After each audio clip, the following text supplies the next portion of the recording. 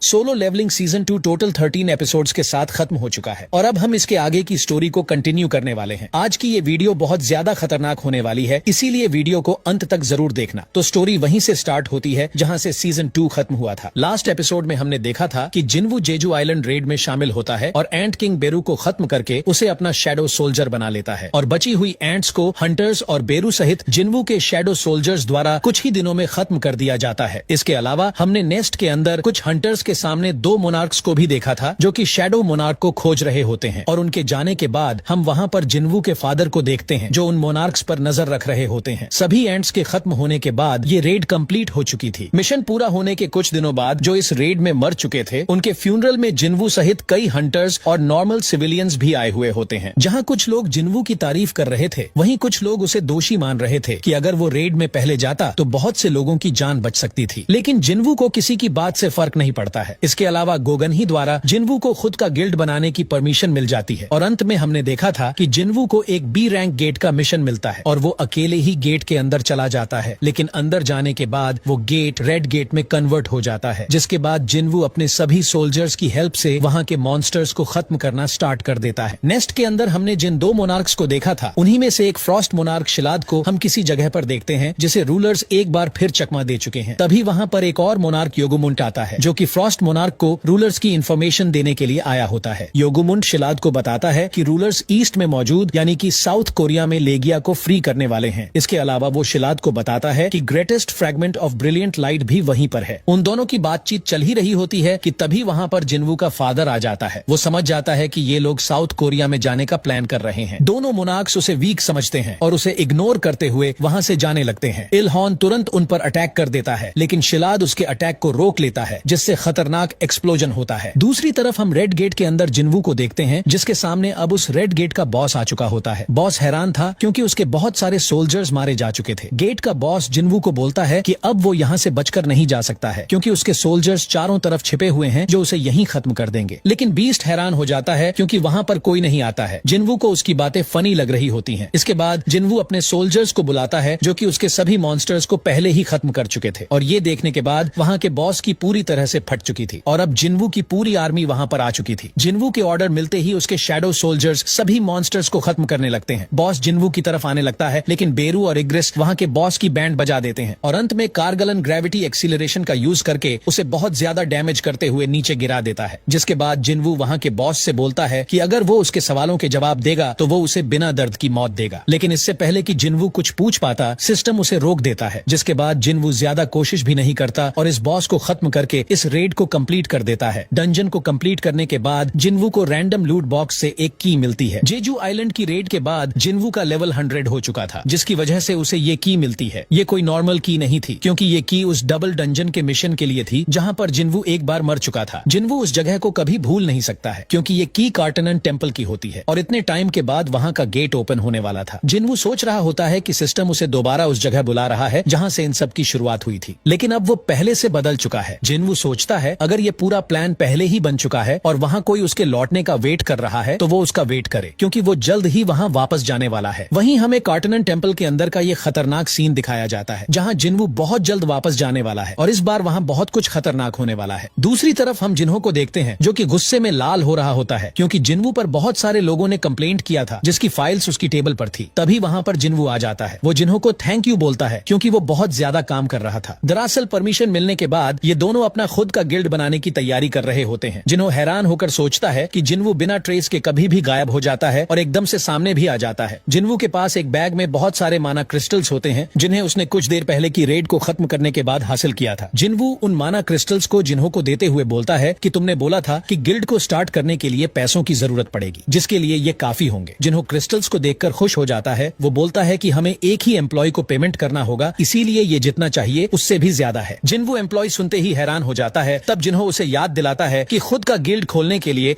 उन्हें 3 मेंबर्स चाहिए जिसमें कम से कम guild master, voice guild master और एक एडिशनल मेंबर होना चाहिए। इसके बाद जिन्हो उससे पूछता है कि क्या आपने गिल्ड का नाम सोच रखा है। इस पर जिन्वू अजीब सा फेस बना लेता है क्योंकि वो ये चीज भूला हुआ था। तब जिन्हो उसे बताता है कि अरे सर ये तो सुपर डुपर इम्पोर्टेंट है। इसके बाद दोनों खुद के गिल्ड का नाम सोचने लगते हैं। जिन्हो बहुत सारे नाम सोचता है लेकिन उसे कुछ समझ नहीं आ रहा था। तभी जिन्वू बोलता है कि सोलो प्लेयर गिल्ड नाम के बारे में क्या ख्याल है। ये नाम सुनते ही जिन्हो पूरी तरह शॉक हो जाता है। जिनवू बोलता है कि मैं अकेले हंटिंग करता हूँ तो ये नाम सही होना चाहिए। जिन्हो भी सोच रहा होता है कि कैसा मजाक है, क्योंकि वो चाहता था कि गिल्ड के नाम में उसका भी रोल दिखे। तभी वहाँ पर कोई आ जाता है और गेट नॉक करता है। गेट खोलते ही वो दोनों देखते हैं कि बाहर चाहे इन खड़ी है। वो उन्हें बताती है कि वो जिन्वू का गिल्ड ज्वाइन करने आई है। जिन्वू को लगता है कि उसे चेयरमैन ने भेजा होगा या फिर उसे चोई ने अपने गिल्ड से निकाल दिया होगा। तब चाहे इन बताती है ऐसा कुछ नहीं है। तब जिन्वू पूछता है कि अगर ऐसा कुछ नहीं है तो तुम हमारे सोलो प्लेयर गिल्ड को क्यों ज्वाइन करना चाहती हो। गिल्ड का नाम सुनकर चाहे इन भी शॉक हो जाती है। वहीं जिन्हो भी हैरान होकर बोलता है कि आपने ये नाम रख भी लिया, हमने तो अभी ठीक से सोचा ही नहीं, अभी तो सिर्फ बात ही चल रही थी। इस पर जिन्वू बोलता है कि तुमने कुछ नहीं बोला तो मुझे लगा कि तुम्हें ये नाम पसंद होगा। जिन्वू चाहे इनकी धड़कन फील कर पा रहा था कि वो कुछ छिपा रही है। वो समझ नहीं पा रहा था कि वो सबको छोड़कर उसी का गिल्ड क्यों ज्वाइन करना चाहती है। वहीं चाहे इन किसी भी हाल में जिन्वू का गिल्ड ज्वाइन करना चाहती थी, क्योंकि वो उसे पसंद करती थी। कारगलन वाले डंजन के बाद से ही वो जिन्वू के बारे में हमेशा रिसर्च करती थी। उसे जेजू आइलैंड में हुए रेड मिशन के बारे में सब कुछ पता था कि वो बेहोश हो गई थी और जिन्वू ने ही बेरू को खत्म करके सबको बचाया था। लेकिन वो उसे ये बातें नहीं बता सकती थी, क्योंकि उसे लग रहा था कि अगर उसने अपनी फीलिंग्स बताई तो जिन्वू उसे पागल समझेगा। इसीलिए वो बोलती है कि उसे सिर्फ एक अच्छी लाइफ जीना है। इसी बीच जिन्हो जिन्वू से बोलता है कि लगता है कि हंटर्स ने इससे बहुत ज्यादा मेहनत कराई होगी, इसीलिए वो उनसे परेशान हो गई है। इस पर जिन्वू भी सोचने लगता है कि जिन्हो की बात में दम है। इस एज में वो एस रैंक हंटर बन गई, जिसका मतलब इसके सिर पर बहुत बोझ रहा होगा। इसके अलावा वो जेजू आइलैंड में भी मरते मरते बची है, इसीलिए जिन्वू को उसके लिए बुरा लग रहा होता है। जिसके बाद जिन्वू बोलता है कि हमारा गिल्ड ज्वाइन करने के लिए तुम्हें पहले एंट्रेंस टेस्ट देना होगा। जिन्वू की बात से चाहे इन हैरान हो जाती है, क्योंकि उसे रिक्वायरमेंट के लिए टेस्ट के बारे में कुछ नहीं पता था। जिन्वू बताता है कि ये नया रूल है, इसीलिए हमारा वॉइस गिल्ड मास्टर इस रूल को ऐड करना भूल गया है। इसके बाद जिन्वू जिन्हो को कुछ स्नैक्स लेने के लिए वहाँ से